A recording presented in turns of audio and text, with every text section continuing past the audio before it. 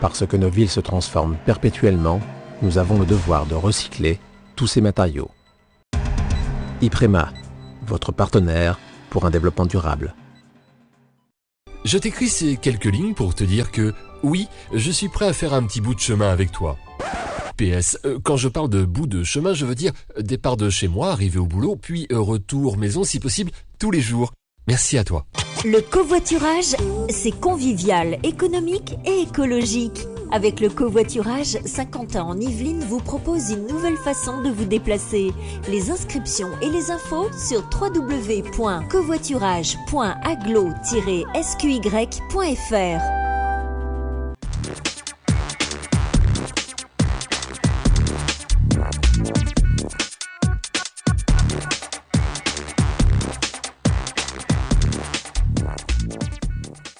Bonjour à tous et bienvenue pour ce nouveau numéro d'Équilibre, le magazine de l'environnement. Au sommaire, la fête de la science qui marque la rencontre entre les scientifiques et le public. Nous évoquerons également les problèmes de déperdition d'énergie au sein des habitations à travers les mesures thermographiques effectuées au sein de l'agglomération de Saint-Quentin en Yvelines.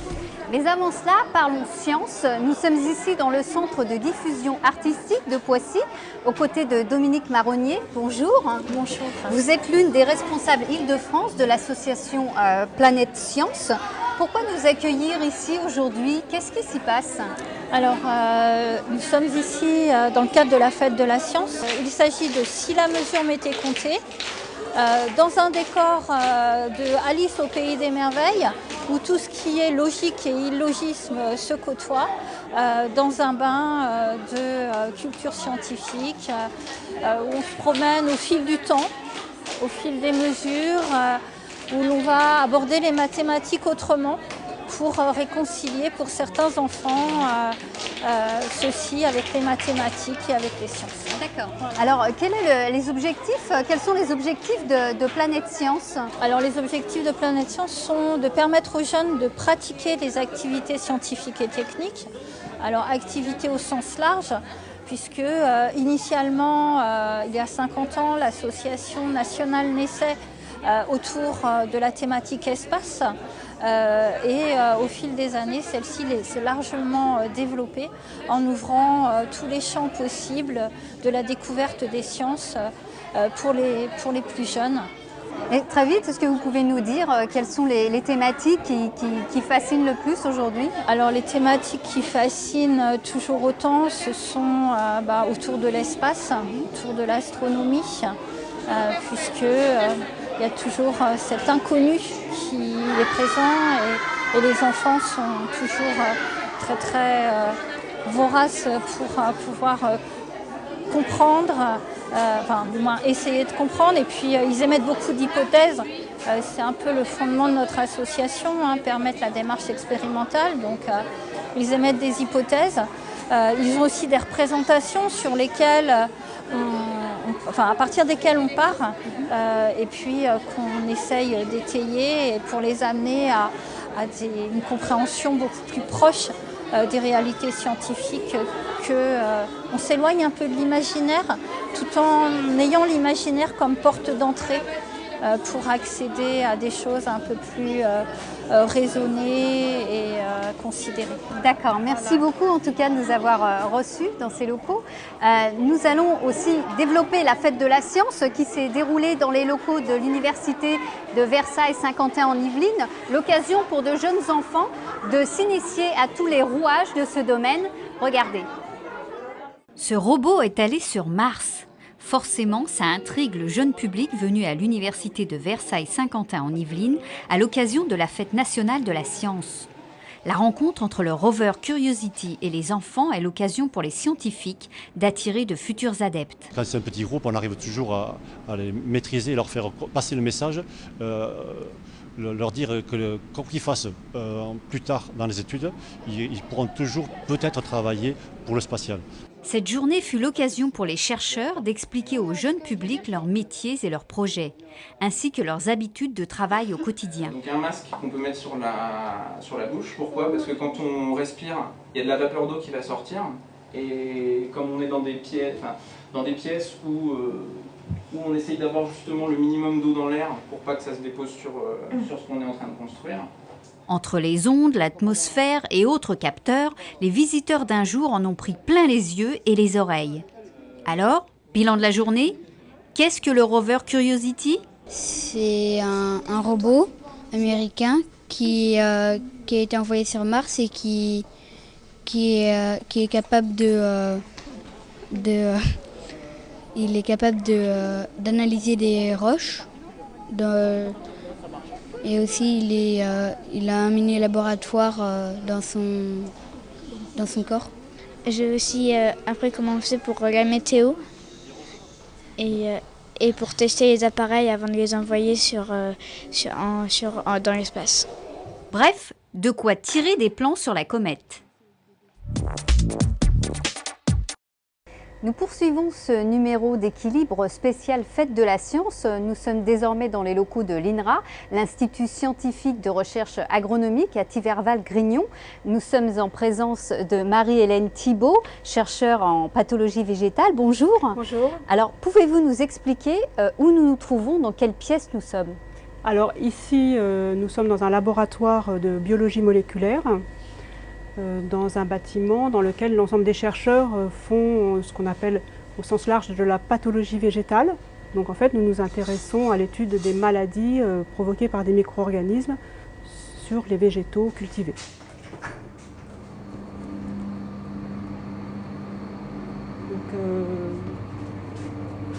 Donc ici, ce sont des plantules de colza sur lesquelles nous avons inoculé l'agent pathogène responsable d'une maladie importante. Par exemple ici, vous voyez, une souche qui est capable d'attaquer, de faire un symptôme, et à côté, incapable d'attaquer, de faire un symptôme. Donc là, on a le cas d'une souche virulente sur cette variété et une seconde souche qui est avirulente. C'est important pour nous, ça nous permet de caractériser les populations de champignons ou les variétés de colza. Ces recherches aboutissent à quoi de manière plus générale? Alors, l'INRA, d'une manière générale, est un organisme qui fait des recherches à vocation finalisée dans les domaines donc, de l'agronomie. Mais ça n'empêche qu'on fait aussi des recherches assez fondamentales, parce que, comme tout chercheur, nous essayons de comprendre comment, notamment, interagissent les agents pathogènes des plantes avec les plantes. Pourquoi un agent pathogène est capable d'attaquer une plante? Comment une plante va être capable de réagir à cet agent pathogène? On essaie de comprendre vraiment au niveau moléculaire comment ça se passe, mais ça a des applications parce que ça va nous permettre de faire des conseils d'utilisation de certaines variétés par exemple de colza. Moi je travaille sur le colza, des variétés qui vont être résistantes ou sensibles à une maladie, c'est important de le connaître pour bien gérer en fait ces résistances. D'accord. À terme, ça peut donner des vaccins ou Alors, dans les plantes, il n'y a pas de système immunitaire comme chez un mammifère, mais il y a quand même des mécanismes de résistance actifs qu'on ne connaît pas encore très bien, mais ça ne va pas être des vaccins, mais ça va être une amélioration des variétés en exploitant la diversité naturelle qui existe dans les espèces. On va essayer de rechercher des espèces plus résistantes que d'autres, mais aussi adaptées aux populations de l'agent pathogène. Donc, dans cette unité, on travaille plus du côté de l'agent pathogène que de la plante. En fait, on est plutôt des microbiologistes quelque part. D'accord. Alors, dans le cadre de la Fête de la Science, vous avez vous-même participé au speed meeting. Comment vulgarise-t-on la science auprès d'un large public? C'est une question qui n'est pas évidente. Souvent, le grand public pose des questions qui sont très, très pertinentes et qui aussi nous amènent à voir nos approches d'une manière un petit peu différente. Alors comment arriver à vulgariser vraiment? Il faut essayer d'adapter son langage à la personne qui est en face, suivant qu'il s'agit d'un enfant, d'une personne âgée ou d'un étudiant. Enfin, voilà. Il faut arriver à adapter son langage au public. D'accord. Merci beaucoup de nous avoir reçus dans vos locaux. Nous allons maintenant aborder la déperdition d'énergie au sein de nos locaux professionnels et de nos habitations. Grâce aux mesures thermographiques, les Saint-Quentinois sont désormais informés quant à la déperdition d'énergie au sein de leur habitat. Regardez. Donc là, on n'a pas du tout le même type de comportement. On a un comportement très émissif. Là, c'est une toiture qui émet beaucoup, alors que là, on a une toiture qui réfléchit beaucoup.